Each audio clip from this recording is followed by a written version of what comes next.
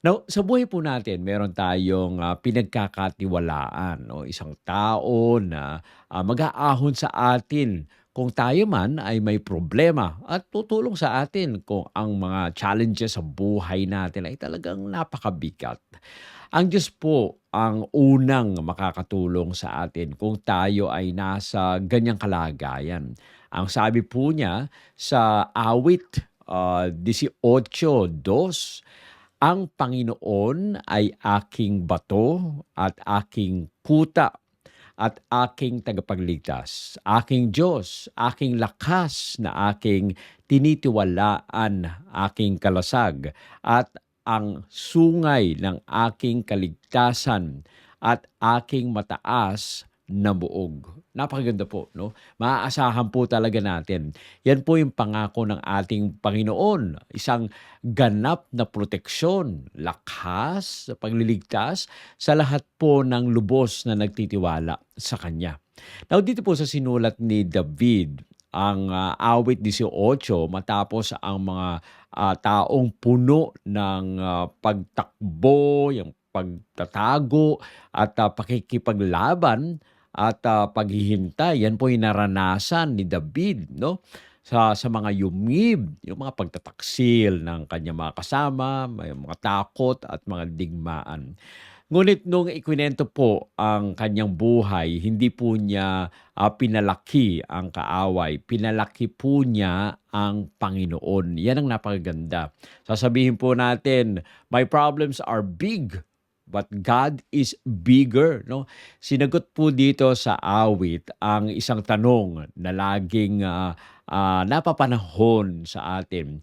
Saan ako tatakbo kapag hindi ligtas ang buhay? Yan po ay isang tanong.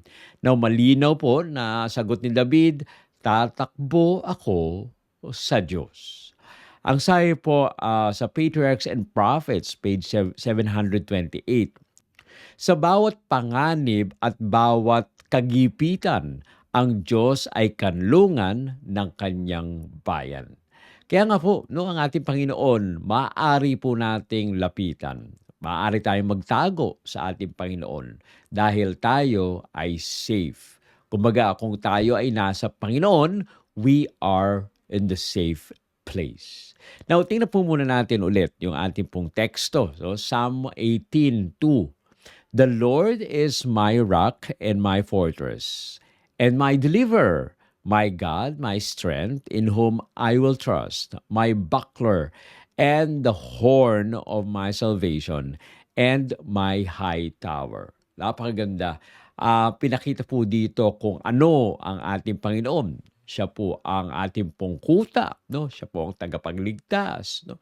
Siya po ang ating lakas, ang ating tinitiwalaan, ang ating pong kalasag. Talaga pong anuman ang kailangan po natin, nandyan ang ating Panginoon. Now dito po sa ating pong teksto, ating pong pagtutuunan ng pansin ang 6 po na puntos, no?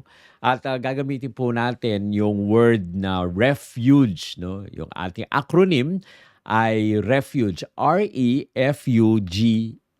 refuge. So, 6 na puntos po yan. Yung unang puntos, letter R, rock that never moves. God is a rock that never moves. Letter E, ever strong fortress. God is an ever strong fortress. Okay? Letter F, God is a faithful deliverer. Okay? And letter U, God is an unshakable shield. Okay? And letter G, God is a guaranteed salvation. And letter E, elevated high tower. God is an elevated high tower.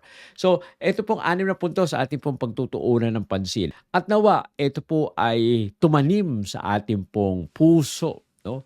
At tayo po ay lalo pang mapalapit sa ating Panginoon. So yung point number 1, letter R, rock that never moves. God is a rock that never moves. Isang bato na hindi kailanman magagalaw.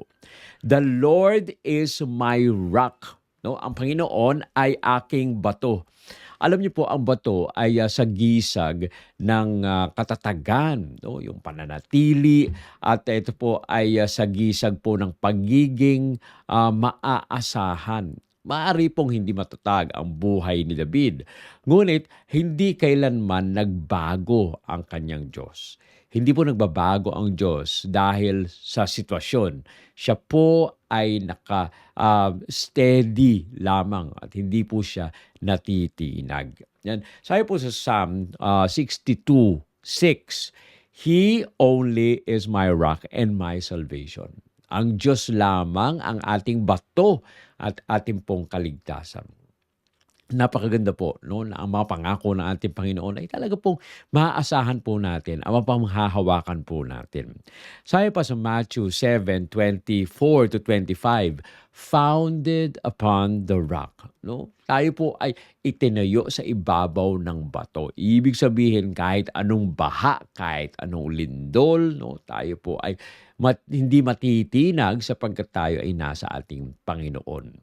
Sabi po sa Education, page 253, those who trust in God stand firm as a rock amid the storms of life. No, ang mga nagtitiwala daw sa Panginoong Diyos ay nananatiling matatag na gaya ng bato sa gitna po ng unos ng buhay. Ganyan po tayo, no, kapag tayo ay matatag na nagtitiwala sa ating Panginoon. Ang ating Panginoon, no, siya po ay kapag tayo ay nagtiwala sa ating Panginoon, hindi po siya nagbabago anuman ang mga kalagayan natin sa buhay. No? Ang itinayo sa bato, no, ay nananatili. At tayo yon. Kapag tayo ay nakatayo sa ating Panginoong Diyos, mananatili po tayo. Hindi po tayo matitinag. Okay? So pangalawa po, letter E, God, ever strong fortress. Letter E. God is an ever strong fortress. Matibay na kuta magpakailanman. Alam niyo po, noong unang panahon sila po ay gumagawa, no, ng mga bakod na matataas, ng mga tore. At doon ay, 'pag kayo kasi ay, naglalaban at kayo ay mataas, kayo po ay nasa advantage kayo, eh. Kasi 'pag pumana kayo, talagang pababa ay mabilis, 'no. Kapag pataas na gano'n ay hindi kayo masyadong makaka-advance, 'no. Pagka pataas ang tira po ninyo siyempre kaaway niyo pa yung gravity, 'no. Pero ang ating Panginoon, 'no, hindi tayo basta-basta matitinig dahil nandun tayo sa fortress ng ating Panginoon. Ang kuta po ay isang lugar kung saan may depensa kapag may umaatake. Hindi po naaalis, no, ng Diyos, ang mga laban po natin. Pero binibigyan niya po tayo ng proteksyon, no, sa gitna po ng laban. Ang kaligtasan po kasi natatagpuan po 'yan sa pananatili na malapit tayo sa ating Panginoon. Maranasan niyo ba na kayo ay lumaban na malayo sa ating Panginoon? Ang hirap, no? Wala tayong maasahan pero 'pag tayo ay nasa ating Panginoon ay maaasahan po natin na kasama natin ang ating Panginoon. Sabi po sa Psalm 46:1, God is our refuge and strength, no? Ang Panginoon ang ating kanlungan at siya rin ay ang ating lakas, no? Kaya magtiwala po tayo sa ating Panginoon dahil sa Kanya lamang tayo magkakaroon ng kapayapaan. Sabi pa sa Proverbs 18:10, the name of the Lord is a strong tower. Pangalan pa lang po yan. No? Ang pangalan ng ating Panginoon, ito po ay matibay na tore. No? Paano pa kaya yung kalakasan ng ating Panginoon? No? At ito ay napaka-importante dahil ang ating Panginoon nung siya po ay naglikha ng mundo, hindi po siya gumamit ng kamay, maliban na lang po sa atin. No?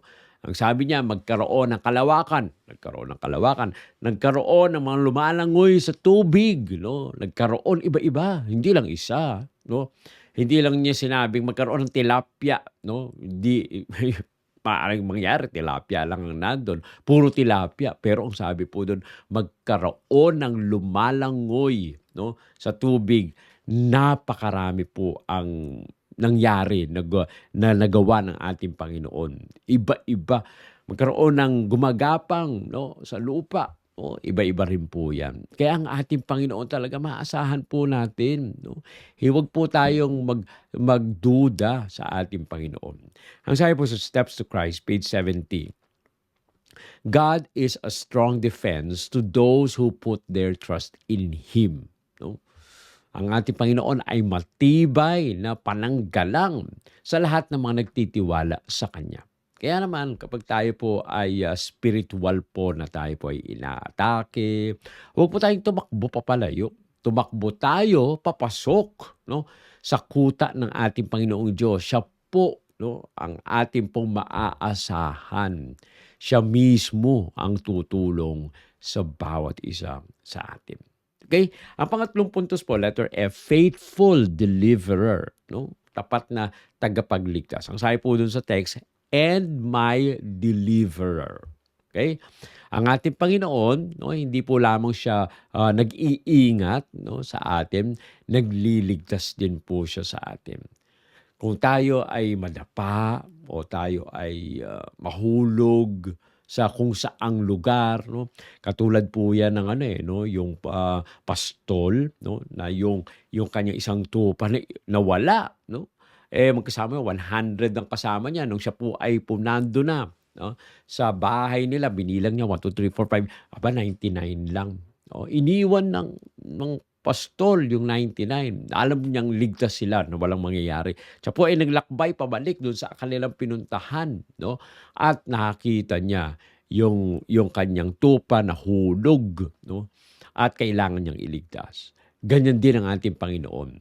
Maari na hindi agad na tayo po ay ililigtas ng ating Panginoon, pero tiyak, no? Katulad ng tupa, saka lang nalaman nung pastol na nawawala yung tupa nung binilang na niya, no? So, ang tagal nung pauwi at saka pabalik at naghahanap. Hindi agad-agad naligtas yung tupa. Pero kapag tayo po ay nagtitiis at tumatawag, talagang tiyak na ililigtas tayo. Hindi po perpekto, no, na oro mismo ay maililigtas. Pero kapag tayo po ay nagtitiwala, hindi po tayo iiwanan ng ating Panginoong Diyos. Kahit minsan ay mahirap, kailangan po tayo ay maghintay, no? Sabi po sa Psalm 34:19, "The Lord delivereth him out of them all." Ang ating Panginoon, inililigtas po tayo sa lahat ng kung anumang bagay na ating pong kinakaharap na nakakasakit po sa atin at na nakakawalang pag-asa sa atin. Sabi pa sa 2 Samuel 22:2,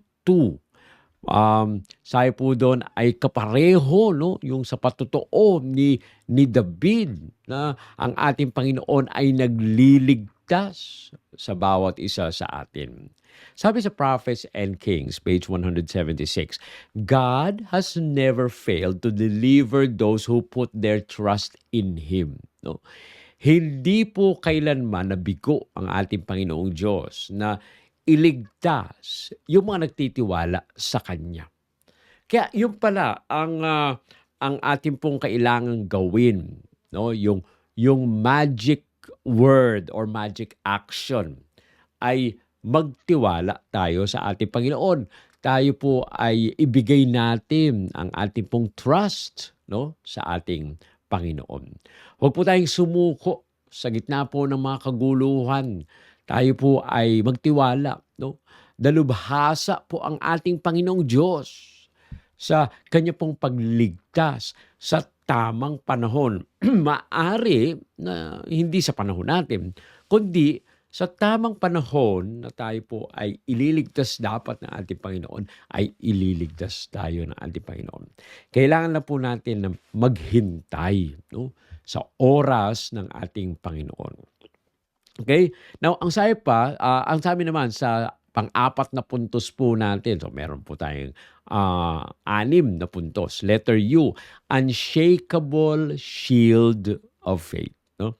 Hindi po matitinag na kalasag ng pananampalataya. Word na ginamit po doon ay may buckler, ibig sabihin yung kalasag. No? Ang kalasag po ay nagpoprotekta, no, sa mga puso sa labanan, 'yan.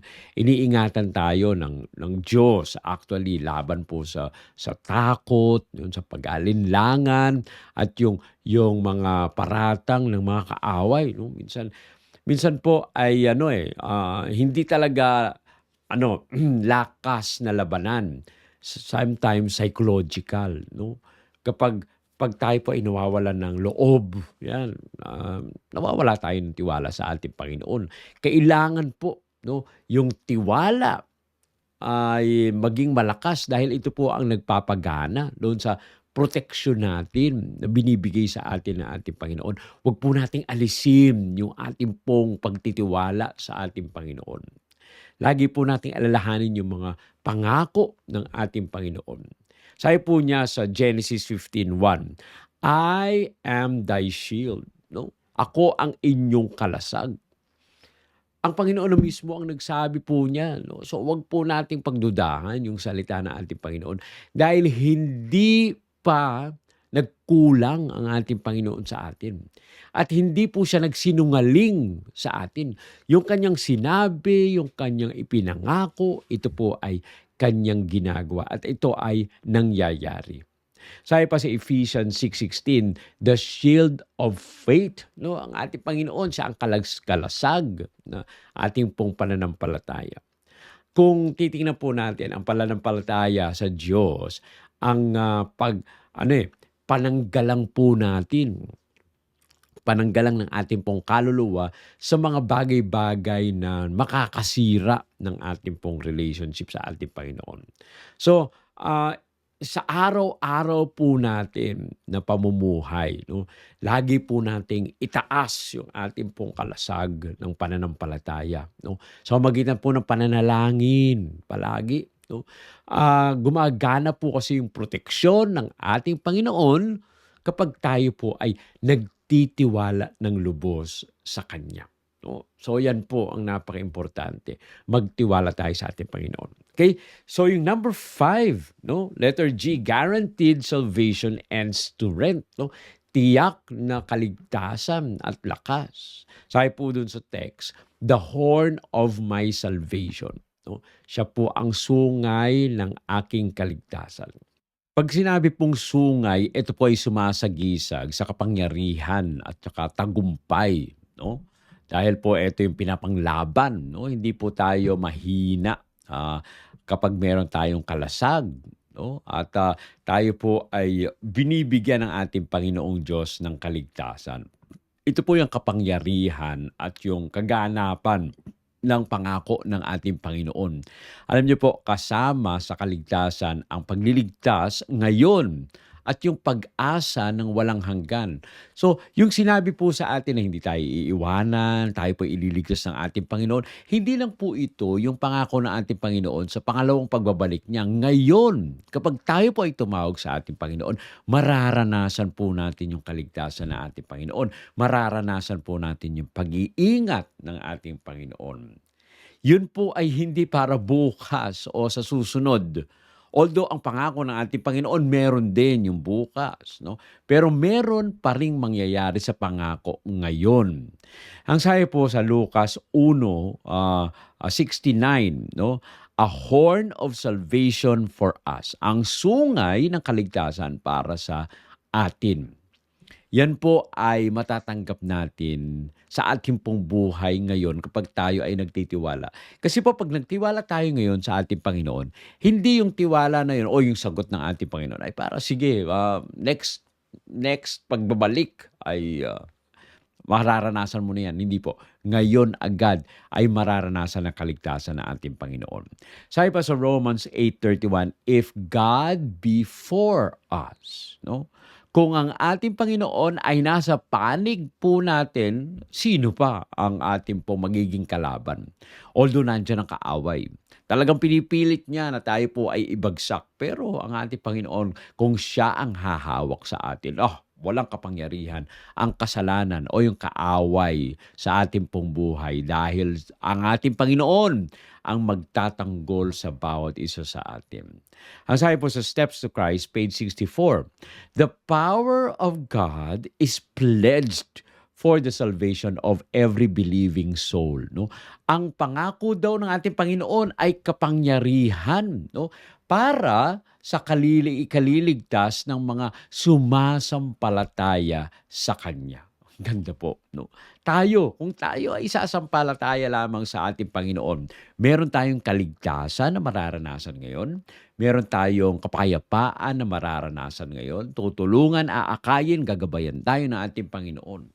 At sa pagbabalik niya ay talagang ang buhay na walang hanggan ay naghihintay para sa bawat isa sa atin.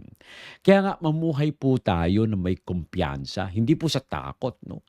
Ang ating pong kaligtasan ay nakasalalay po sa kapangyarihan ng ating Panginoong Diyos, hindi sa sarili po nating lakas. Okay? So ang pinakahuli, point 6, no? Letter E, elevated high tower of security.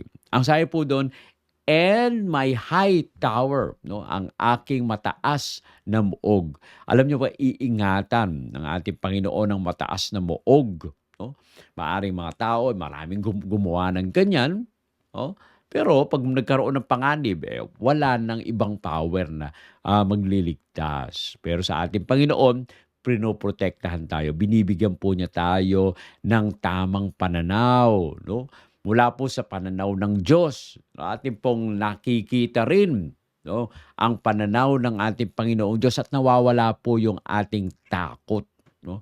Nawawala yung kapit ng takot sa atin.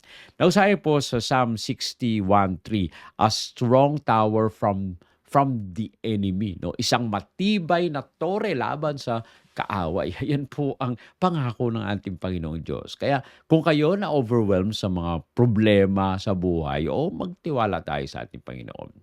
Dahil siya po ang tore, no, para ilaban, no, doon sa mga kaaway. Ang sabi pa sa Isaiah 33:16, He shall dwell on high. No? Tayo daw po ay maninirahan sa mataas na dako. Walang ibang pwedeng lumaban o pumunta o mag-ambush sa atin kasi nandun tayo sa taas. No?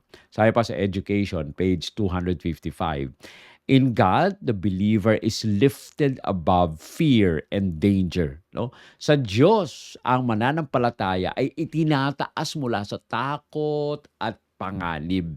No? Hindi po tayo makakaranas ng panganib dahil ang ating Panginoon nandyan. Kaya nga, tingnan po natin yung buhay po natin mula sa pananaw, no, ng ating Panginoon. Hindi sa presyon ng kaaway. Parang napipressure na tayo dahil nandyan ang kaaway.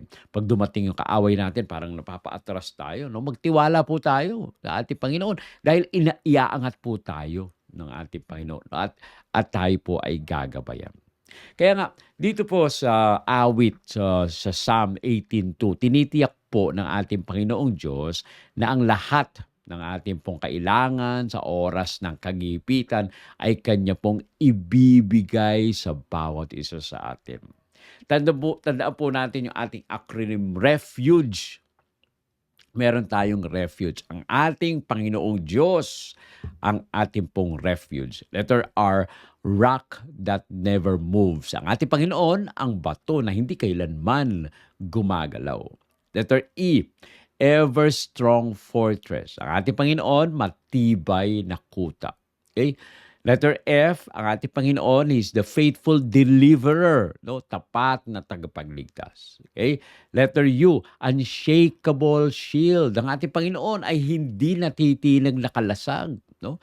He guaranteed salvation. Sa ating Panginoon, meron tayong tiyak na kaligtasan. And letter E, sa ating Panginoon, we are the elevated, the high tower. Nandun tayo sa mataas na muog, no, na walang sino man nagagalaw sa atin. Kaya nga tandaan po natin, kapag kayo ay nalulungkot, no, or kayo ay masaya, or kayo po ay kampante sa buhay, let us remember that even though we are happy with our lives now, kahit tayo masaya sa buhay po natin, tandaan po natin, ang ating Panginoon, maaari tayo na lumapit sa Kanya at siya po ang mag-iingat sa bawat isa sa atin. Hindi niya po tayo iiwanan, kundi tayo po ay sasamahan kapag lumakas ang unos, no? Ang pinaka ligtas na lugar na ating po maaaring takbuhan ay doon sa ating Panginoon. Isang mataas na lupa, isang muog, no, na siya po ang magpoprotekta sa atin. Ganyan po ang ating Panginoon. Hindi lang po siya magliligtas sa atin sa gitna ng kalungkutan o sa kaguluhan. Kapag tayo ay tumakbo sa Kanya, no, tayo po ay iingatan. Kaya lubos tayong magtiwala sa ating Panginoon because God is our refuge and strength. Tayo po ay manalangin. Ang maraming banal Diyos na nasa mga langit, kami po ay nagpapasalamat sa pagkakataon na kayo po ay makapag-aral ng inyong banal na salita. Maraming salamat na kayo ang nag-iingat sa bawat isa sa amin. Kayo ang gumagabay sa amin and you are our refuge. Kaya po Panginoon, pinanghahawakan po namin kayo. Amin pong hinihiling na kami rin naman ay patuloy na akayin at gabayan. At kung ano man ang amin pong kinakaharap, maobigyan po kami ng kapayapaan sapagkat kayo ay kasama po namin. Maraming po salamat Panginoon sa patuloy na pagdinig sa aming dalangin sa pangalan ng aming Panginoong Hesus. Amen. Amen.